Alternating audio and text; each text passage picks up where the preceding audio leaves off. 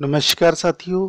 पंजाबी ਸਾਹਿਤ ਦੇ ਅੰਦਰ ਆਪਣਾ ਅਲੰਕਾਰ ਦਾ ਟੌਪਿਕ ਚੱਲ ਰਿਹਾ ਸੀ ਤੇ ਉਸ ਦੇ ਅੰਦਰ ਆਪਾਂ ਜੋ ਅੱਜ ਅਲੰਕਾਰ ਦੇਖਣ ਜਾ ਰਹੇ ਹਾਂ ਉਸ ਦਾ ਨਾਮ ਹੈ ਦ੍ਰਿਸ਼ਟਾਂਤ ਅਲੰਕਾਰ। ਇਹ ਐਸਾ ਅਲੰਕਾਰ ਹੈ ਜਿਹੜਾ ਆਪ ਨੂੰ ਪੰਜਾਬੀ ਸਾਹਿਤ ਦੇ ਅੰਦਰ ਬਹੁਤ ਜਗ੍ਹਾ ਵਰਤਿਆ ਹੋਇਆ ਦੇਖਣ ਨੂੰ ਮਿਲੇਗਾ। ਅੱਜ ਆਪਾਂ ਇਸ ਦੇ ਅੰਦਰ ਜਾਣਾਂਗੇ ਕਿ ਦ੍ਰਿਸ਼ਟਾਂਤ ਦਾ ਅਸਲ ਅਰਥ ਕੀ ਹੈ। ਪੰਜਾਬੀ ਸਾਹਿਤ ਦੇ ਅੰਦਰ किथे किथे आपनू ये दृष्टांत मिलता है तो ये किवें समझा जा सकता है कि आपनू किवें पता चल सके कि ये दृष्टांत अलंकार है। कुछ कावी टोटे लैके भी आपां समझण दी कोशिश करांगे।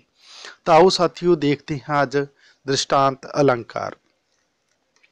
सब तो पहले आपां इसकी व्याख्या देख लैनी हाँ। दृष्टांत एक अर्थ अलंकार है। इस तो पहले मैं दसना चाहांगा कि जेडे मेरे साथियों ने पहले वाली वीडियो नहीं देखे तो वो वीडियो जरूर देखण, क्योंकि जेकर तुसी स्टैप बाय स्टैप वीडियो देखोगे तो तुहानू समझ आ सकता है। ਜਾਂ फिर तुसी किसी भी बुक के अंदरों वो टॉपिक जरूर क्लीयर करो, फिर ही आपनू ये अलंकारां दे बारे पता चल सकता है। सब तो पहले तो आपनू अलंकार ही देखना पएगा कि अलंकार की हुंदे ने ते ये किन्ने प्रकार दे हुंदे ने। ये वीडियो इस चैनल के उपर भी आपनू प्रोवाइड करवाया गया है।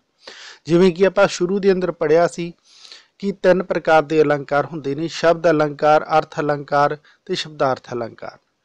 तो उस दे अंदरों जिहड़ा दृष्टांत अलंकार है साथियों, इहनूं आपां एक अर्थ अलंकार मानते हाँ। दृष्टांत का अर्थ हुंदा है उदाहरण, मिसाल, नमूना। यानी आपां दृष्टांत दे जेकर अर्थ की गल करिए तो की लए जा सकते हैं। इहनूं आपां उदाहरण भी कह सकते हाँ, जिवें कि एग्जाम्पल हुंदा है। ते मिसाल पंजाबी दे अंदर इसके शब्द ने, समानार्थक शब्द ने। नमूना भी कह सकते हैं। कवि अपनी कविता विच जिस किसी विषय का वर्णन कर रहा हुंदा है उसनूं समझाउण लई वो आम जीवन ते प्रकृति विचों कोई अजिही मिसाल या उदाहरण चुन के उस दे बराबर रख दिंदा है जिस विच वर्णन किए जा रहे विषय विच सांझे गुण या होर समानतावां प्राप्त हुंदियां ने। हुण कवि की करता है, आपां नूं पंजाबी साहित्य के अंदर चाहे वो बाणी होवे या फिर कोई आधुनिक कविता होवे जिथे आप नूं दृष्टांत अलंकार मिलेगा, उस दे अंदर की होएगा साथियों कि जिहड़ा कवि है वो अपनी गल नूं समझाउण दे लई कोई उदाहरण लएगा। वो उदाहरण आम जीवन चों लै सकदा है, कोई प्रकृति चों लै सकदा है। वो उदाहरण दे राही उस विषय नूं समझाएगा कि दोनों दे अंदर की चीज़ है जिहड़ी वो समानता वाली है, किवें उन्हां दे सांझे गुण ने जिहड़े वो एक दूजे नाल मेल खांदे ने। एग्जाम्पल के तौर पर वो गल्लां समझाईयां जांदियां ने। अपनी विषय वस्तु की स्पष्टता या पुष्टि लई उस जही कोई होर लोकप्रिय मिसाल पेश करना दृष्टांत अलंकार की योजना लई जरूरी है। हुण हुंदा की है कि किसी भी विषय वस्तु नूं स्पष्ट करन दे लई या फिर उस नूं होर समझाउण दे लई, पुष्टि दे लई जदों असीं लोक जन जीवन के अंदरों कोई उदाहरण लेके पेश कर दिंदे हाँ तो एक तरीके नाल ओह अलंकार दे अंदर जिहड़ी योजना आ जाती है वो दृष्टांत अलंकार की योजना मनी जाती है। यानी आपां उसनूं दृष्टांत अलंकार कह सकते हैं। दृष्टांत अलंकार अंदर पहला एक गल कह के फिर दूजी गल उस दे उदाहरण के रूप में आखी जाती। बहुत ही सरल है, जिवें कि इसका नाम है दृष्टांत का मतलब उदाहरण। जो कोई गल कह के बाद दे अंदर उस दे एवज च जो कोई उदाहरण दिता जाए तो वह हमेशा ही दृष्टांत अलंकार का नमूना होएगा। बिल्कुल सरल है। दोहां दा मंतव इक्को निकलता है, यानी दोनों का जिहड़ा भाव है, मतलब है जिहड़ा वो इक्को ही निकलता है। इन्हां दा उद्देश है जिहड़ा वो इक्को ही हुंदा है, गल नूं समझाउणा। पहला जिहड़ी गल कही उसनूं समझाउण दे लई जदों ओह जां कोई होर उदाहरण लिया गया तो वह समझाउण दे लई है, उस दे उद्देश प्राप्ति दे लई है। विद्वानां ने इस गल वास्ते 2 शब्द कढ़े हैं, एक बिंब ते दूसरा प्रतिबिंब। हुण विद्वानां दी शब्दावली दे अंदर जदों आपां जाने हाँ तो उन्होंने आप नूं इस दे 2 पक्ष दसे ने, एक बिंब एक प्रतिबिंब। जिवें कि गल तो भी समझ आ रहा है, बिंब यानी जिहड़ी गल कही गई है, प्रतिबिंब जिहड़ी उस दे एवज च गल कही गई है, यानी उस दे लई जिहड़ी गल कही गई है। यानी आपां ये कह सकते हैं जिहड़ी गल समझाउण दे लई कोई उदाहरण लिया गया वो एक प्रतिबिंब के तौर पर उसनूं पेश करन दा एक उदाहरण बन जाता है, कारण हो जाता है। विषय वस्तु बिंब है अते बाहरों पेश किया गया उदाहरण प्रतिबिंब हो जाता है। हुण गल यह है कि जो कोई गल कवि समझाउंदा है वो तो बिंब हो गया, यानी विषय वस्तु है जिहड़ा वो बिंब हो गया। पर उहदे लई जदों कवि कोई होर उस टॉपिक तो बाहर दा उदाहरण लै लैंदा है, चाहे वो जनजीवन के अंदरों लवे या कुदरत के अंदरों लवे, तो वह प्रतिबिंब हो जाता है, क्योंकि वह गल नूं समझाउण दे लई वो उदाहरण लै रहा है। कविता विच एक तुक विच बिंब मौजूद रहिंदा है, उदाहरण प्रतिबिंब है। यानी इस दे अंदर सीधा जी गल है, जिहड़ा विषय वस्तु है वह तो बिंब हो गया, जिहड़ा उस दे लई गल समझाउण दे लई उहने बाहरों टॉपिक लिया है वो प्रतिबिंब हो गया, यानी उदाहरण हो गया। कविता दी एक तुक विच बिंब मौजूद रहिंदा है अते अगली तुक विच प्रतिबिंब हुंदा है। प्रतिबिंब का अर्थ परछावां हुंदा है। प्रतिबिंब नूं तुसीं इदां भी समझ सकदे हो कि एक तरीके नाल वो परछावां ही हो गया, सेम ओहो जा उसे तरह विहार करन वाला। ये कहिए कि जिवें उन्हें गल कही उस नूं स्पष्ट करन दे लई उहदा उदाहरण।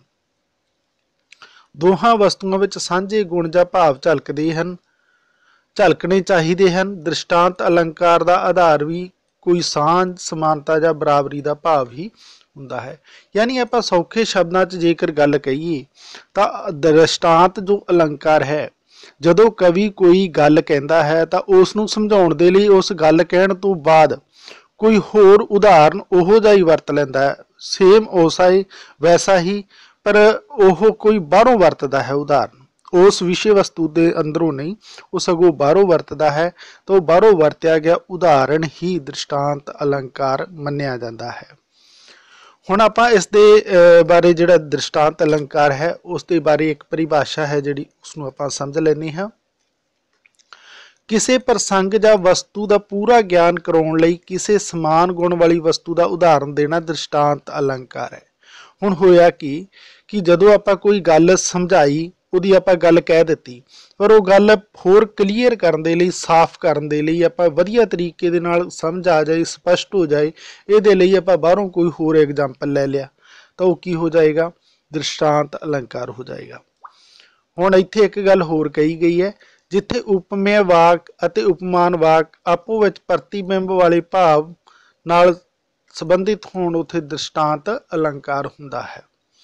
तो इस दी गल भी उही हुई कि जिवें उपमेय वाक ते उपमान वाक आपो विच बिंब प्रतिबिंब भाव नाल संबंधित होण, यानी उपमेय तो वह हो गया जिहड़ा जिस दे बारे कवि ने गल कही है, पर उपमान वह हो गया जिहड़ा उस दी विच उसने कोई उदाहरण ले लिया है, यानी बिंब ते प्रतिबिंब।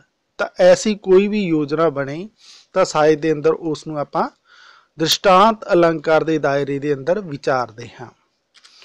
हुण अपने कोले एक कबीर जी का कावी टोटा है, इसनूं समझांगे कि ये किवें दृष्टांत अलंकार का एक नमूना है। पहले आपां ये कावी टोटा ही पढ़ लैंदे हां। कबीर मानुख जन्म दुर्लभ है, होत न बारंबार, ज्यों बन फल पाकै भूई गिरै, बहुर न लाग्यो डार। कबीर जी ने बहुत ही वधिया तरीके नाल ये गल समझाई है तो यह दृष्टांत अलंकार का नमूना है। सब तो पहली जिहड़ी सतर आपां उसके अंदर देखांगे, कबीर मानुख जन्म दुर्लभ है, यानी कबीर जी के मुताबिक इंसानी जिहड़ा जीवन है ये बहुत ही बेशुमार कीमती है, क्योंकि ये बार बार नहीं मिलता। ये तो गल कबीर जी ने कहती। हुण कबीर जी ने इस गल नूं स्पष्ट करन दे लई एक उदाहरण इस तो बाहर भी ले लिया। उन्होंने जिहड़ा बाहरों उदाहरण लिया उस दे अंदर उन्होंने अगली सतर दे अंदर कहा, ज्यों बन फल पाकै भूई गिरै, बहुर न लाग्यो डार, कि जिस तरीके दे नाल कोई फल है जिहड़ा वो रुख दे नालों टुट जाता है जदों, पर दोबारा उस डाली दे नाल वो फल नहीं लगता।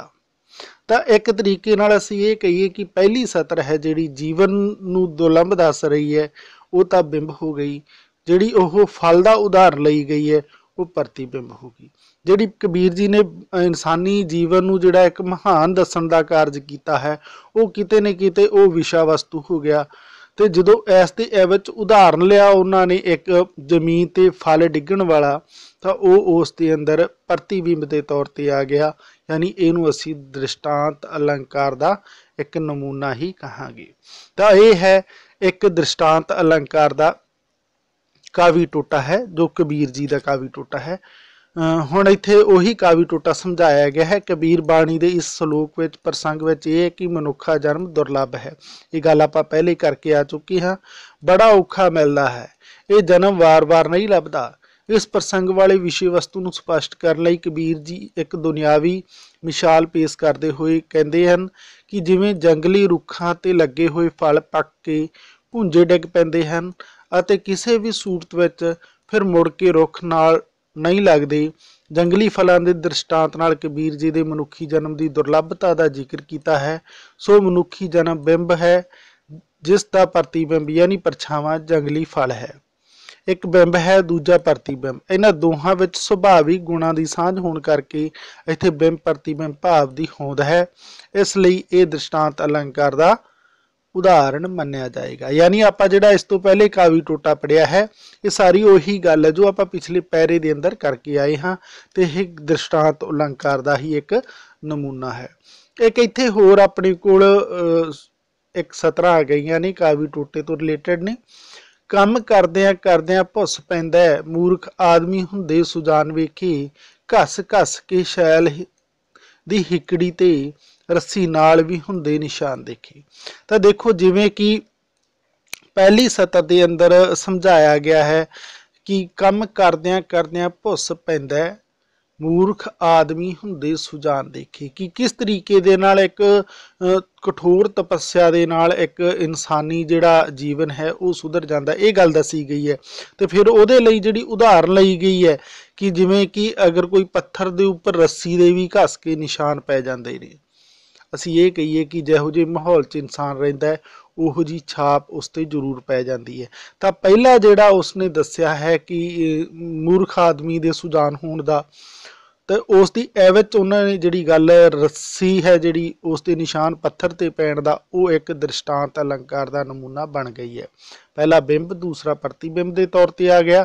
ਅਸੀਂ ਪਹਿਲੇ ਨੂੰ ਵਿਸ਼ਾ ਵਸਤੂ ਕਵਾਂਗੇ ਤੇ ਦੂਸਰੇ ਦੇ ਅੰਦਰ ਜੋ ਵਰਤਿਆ ਹੈ ਕਵੀ ਨੇ, ਉਹ ਪਹਿਲੇ ਨੂੰ ਸਪਸ਼ਟ ਕਰਨ ਦੇ ਲਈ ਉਦਾਹਰਨ ਵਰਤੀ ਹੈ, ਤੇ ਉਦਾਹਰਨ ਹੀ ਅਸਲ ਦੇ ਅੰਦਰ ਸਾਹਿਤ ਦੇ ਅੰਦਰ ਦ੍ਰਿਸ਼ਟਾਂਤ ਅਲੰਕਾਰ ਦਾ ਨਮੂਨਾ ਮੰਨੀ ਜਾਂਦੀ ਹੈ। ਇਸ ਤੋਂ ਬਾਅਦ ਸਾਥੀਓ ਆਪਣੇ ਕੋਲੇ ਭਾਈ ਗੁਰਦਾਸ ਜੀ ਦੀ ਬਹੁਤ ਪ੍ਰਸਿੱਧ ਇਹ ਬਾਣੀ ਦੀਆਂ ਸਤਰਾਂ ਆ ਜਾਂਦੀਆਂ ਨੇ। ਸਤਿਗੁਰ ਨਾਨਕ ਪ੍ਰਗਟਿਆ, ਮਿਟੀ ਧੁੰਦ ਜਗ ਚਾਨਣ ਹੁਆ, ਜਿਉਂ ਕਰ ਸੂਰਜ ਨਿਕਲਿਆ, ਤਾਰੇ ਛਪੇ ਅੰਧੇਰ ਭਲੂਆ। ਕਿ ਗੁਰੂ ਨਾਨਕ ਦੇਵ ਜੀ ਦੇ ਇਸ ਦੁਨਿਆਵੀ ਜੀਵਨ ਦੇ ਅੰਦਰ ਆਉਣ ਦੇ ਨਾਲ ਜਿਹੜਾ ਇਹ ਧੁੰਦ ਸੀ ਉਹ ਮਿਟ ਗਈ ਤੇ ਚਾਨਣ ਹੋ ਗਿਆ। ਫਿਰ ਅੱਗੇ ਇਹ ਤਾਂ ਗੱਲ ਹੋ ਗਈ, ਪਰ ਇਹਦੇ ਵਿੱਚ ਉਹਨਾਂ ਨੇ ਇੱਕ ਉਦਾਹਰਨ ਵੀ ਪੇਸ਼ ਕਰ ਦਿੱਤਾ, ਜਿਉਂ ਕਰ ਸੂਰਜ ਨਿਕਲਿਆ, ਤਾਰੇ ਛਪੇ ਅੰਧੇਰ ਭਲੂਆ। ਹੁਣ ਇਹਦਾ ਅਰਥ ਕੱਢਿਆ ਤਾਂ ਆਪਣੇ ਹੁਣ ਇਹਦੇ ਪਹਿਲੀ ਸਤਰ ਦੇ ਐਗਜ਼ਾਮਪਲ ਦੇ ਤੌਰ ਤੇ ਦੂਜੀ ਸਤਰ ਆਈ ਹੈ ਕਿ ਜਦੋਂ ਐਸੇ ਤਰੀਕੇ ਨਾਲ ਉਦਾਹਰਨ ਦੇ ਤੌਰ ਤੇ ਕੋਈ ਸਤਰਾਂ ਆਉਣ ਤਾਂ ਉਹ ਹਮੇਸ਼ਾ ਹੀ ਦ੍ਰਿਸ਼ਟਾਂਤ ਅਲੰਕਾਰ ਦਾ ਨਮੂਨਾ ਮੰਨੀਆਂ ਜਾਂਦੀਆਂ ਨੇ। ਥੋੜਾ ਜਿਹਾ ਇਸ ਨੂੰ ਪ੍ਰੈਕਟਿਸ ਕਰਕੇ ਦੇਖਣਾ, ਪੜ੍ਹ ਕੇ ਦੇਖਣਾ, ਇੱਦਾਂ ਦੇ ਹੋਰ ਕਾਵੀ ਟੋਟੇ ਵੀ ਸਮਝਣ ਦੀ ਕੋਸ਼ਿਸ਼ ਕਰਨਾ, ਕੋਈ ਮੁਸ਼ਕਿਲ ਨਹੀਂ ਹੈ, ਬਿਲਕੁਲ ਸਮਝ ਆ ਜਾਏਗਾ। ਜ਼ਰੂਰਤ ਹੈ ਆਪ ਨੂੰ ਪ੍ਰੈਕਟਿਸ ਦੀ ਤੇ ਥੋੜਾ ਜਿਹਾ ਧਿਆਨ ਦੇਣ ਦੀ। ਇੱਕ ਤੇ ਬਾਣੀ ਦੇ ਅੰਦਰੋਂ, ਜਪਜੀ ਸਾਹਿਬ ਦੇ ਅੰਦਰੋਂ ਇੱਕ ਹੋਰ ਇੱਕ ਪੈਰਾ ਹੈ ਜਿਹੜਾ ਆਪਾਂ ਉਹ ਦੇਖ ਲੈਣੀ ਹੈ, ਜੋ ਦ੍ਰਿਸ਼ਟਾਂਤ ਦਾ ਹੀ ਇੱਕ ਨਮੂਨਾ ਹੈ। ਮੂਤ ਪਲੀਤੀ ਕੱਪੜ ਹੋਏ, ਦੇ ਸਾਬੁਨ ਲਈਆ ਉਹ ਧੋਏ, ਭਰੀਆ ਮਤ ਪਾਪਾਂ ਕੇ ਸੰਗ, ਉਹ ਧੋਵੈ ਨਾਵੇਂ ਕਿਰਨ। ਪਹਿਲਾਂ ਤਾਂ ਜਿਵੇਂ ਉਸਨੇ ਸਾਬਣ ਦੇ ਨਾਲ ਧੋਣ ਦੀ ਉਹ ਜਿਹੜੀ ਮੈਲਤ ਹੈ ਉਸ ਨੂੰ ਗੱਲ ਕੀਤੀ ਹੈ, ਪਰ ਦੂਸਰੇ ਦੇ ਅੰਦਰ ਉਹਨਾਂ ਨੇ ਕਹੀ ਭਰੀਆ ਮਤ ਪਾਪਾਂ ਕੇ ਸੰਗ, ਯਾਨੀ ਜੇਕਰ ਸਾਡਾ ਜਿਹੜੀ ਮਤ ਹੀ ਹੈ ਉਹ ਪਾਪ ਦੇ ਨਾਲ ਭਰੀ ਹੋਵੇ ਤਾਂ ਇਹ ਜਿਹੜੀ ਪਹਿਲੀ ਦੀ ਵਿੱਚ ਦੂਜੀ ਗੱਲ ਕਹੀ ਗਈ ਹੈ ਤਾਂ ਉਹ ਇੱਕ ਉਦਾਹਰਨ ਦੇ ਤੌਰ ਤੇ ਕਹੀ ਗਈ ਹੈ। ਜਦੋਂ ਇਦਾਂ ਦਾ ਕੋਈ ਵੀ ਉਦਾਹਰਨ ਹੋਵੇ ਉਹ ਹਮੇਸ਼ਾ ਹੀ ਦ੍ਰਿਸ਼ਟਾਂਤ ਦਾ ਨਮੂਨਾ ਮੰਨਿਆ ਜਾਂਦਾ ਹੈ। ਆਪ ਨੂੰ ਬਾਣੀ ਦੇ ਅੰਦਰ, ਆਧੁਨਿਕ ਕਵਿਤਾ ਦੇ ਅੰਦਰ ਐਸੀਆਂ ਹੋਰ ਬਹੁਤ ਸਾਰੀਆਂ ਕਾਵੀ ਟੋਟੇ ਮਿਲ ਜਾਣਗੇ, ਸਤਰਾਂ ਮਿਲ ਜਾਣਗੀਆਂ, ਜਿਨ੍ਹਾਂ ਨੂੰ ਪੜ੍ਹ ਕੇ ਦੇਖਣਾ। ਪਹਿਲੀ ਗੱਲ ਦੇ ਵਿੱਚ ਦੂਸਰੀ ਸਤਰ ਹੈ ਜਾਂ ਫਿਰ ਦੂਸਰੀ ਗੱਲ ਹੈ ਜਿਹੜੀ ਉਹ ਉਦਾਹਰਨ ਦੇ ਤੌਰ ਤੇ ਕਹੀ ਗਈ ਹੋਏਗੀ, ਉਹ ਹਮੇਸ਼ਾ ਹੀ ਦ੍ਰਿਸ਼ਟਾਂਤ ਅਲੰਕਾਰ ਹੋਏਗੀ। ਇੱਥੇ ਆਪਣੇ ਕੋਲ ਇੱਕ ਹੋਰ ਸ੍ਰੀ ਅਸ਼ਟਪਦੀਆਂ ਮਹੱਲਾ ਪਹਿਲਾ ਦੇ ਅੰਦਰੋਂ ਹੈ, ਇਸ ਨੂੰ ਵੀ ਆਪਾਂ ਦੇਖ ਲੈਂਦੇ ਹਾਂ। ਰੇਮਨ ਐਸੀ ਹਰਸਿਓ ਪ੍ਰੀਤ ਕਰ, ਜੈਸੀ ਮਛਲੀ ਨੀਰ, ਬਿਨ ਜਲ ਘੜੀ ਨਾ ਜੀਵਈ, ਪ੍ਰਭ ਜਾਣੈ ਅਵ ਪੀਰ। ਤਾਂ ਇਸ ਦੇ ਅੰਦਰ ਵੀ ਜਿਹੜੀਆਂ ਪਹਿਲੀ ਸਤਰ ਦੀ ਤੁਲਨਾ 'ਚ ਦੂਜੀ ਸਤਰ ਕਹੀ ਗਈ ਹੈ ਉਹ ਉਦਾਹਰਨ ਦੇ ਤੌਰ ਤੇ ਕਹੀ ਗਈ ਹੈ। ਤਾਂ ਐਸੇ ਤਰੀਕੇ ਦੇ ਜਦੋਂ ਕੋਈ ਵੀ ਸਾਹਿਤ ਦੇ ਅੰਦਰ ਆਪ ਨੂੰ ਉਦਾਹਰਨ ਮਿਲ ਤਾਂ ਉਹ ਦ੍ਰਿਸ਼ਟਾਂਤ ਅਲੰਕਾਰ ਦਾ ਨਮੂਨਾ ਮੰਨੇ ਜਾਂਦੇ ਨੇ। ਮੈਨੂੰ ਆਸ ਹੈ ਕਿ ਆਪ ਨੂੰ ਇਹ ਸਭ ਸਮਝ ਆ ਗਿਆ ਹੋਵੇਗਾ। ਅਗਰ ਫਿਰ ਵੀ ਆਪ ਨੂੰ ਇਹ ਗੱਲ ਸਮਝ ਨਾ ਆਈ ਹੋਵੇ ਤਾਂ ਕਮੈਂਟ ਕਰਕੇ ਜ਼ਰੂਰ ਦੱਸਣਾ। ਮੈਂ ਇਹਨਾਂ ਦੇ ਕੁਐਸਚਨ ਵੀ ਇਸ ਤੋਂ ਬਾਅਦ 'ਚ ਲੈ ਕੇ ਹਾਜ਼ਰ ਹੋਵਾਂਗਾ। ਇਹ ਸਾਰੇ ਟੌਪਿਕ ਨੇ ਜਿਹੜੇ ਉਹ ਰੀਟ, PS ਟੈਟ, ਸੀ ਟੈਟ ਜਾਂ ਫਿਰ ਪੰਜਾਬੀ ਸਾਹਿਤ ਨਾਲ ਜੁੜਿਆ ਹੋਇਆ ਕੋਈ ਵੀ ਤੁਸੀਂ ਤਿਆਰੀ ਕਰ ਰਹੇ ਹੋ ਤਾਂ ਲਗਭਗ ਹਰ ਦੇ ਅੰਦਰ ਆਪ ਨੂੰ ਇਹ ਟੌਪਿਕ ਮਿਲਣ ਵਾਲੇ ਨੇ।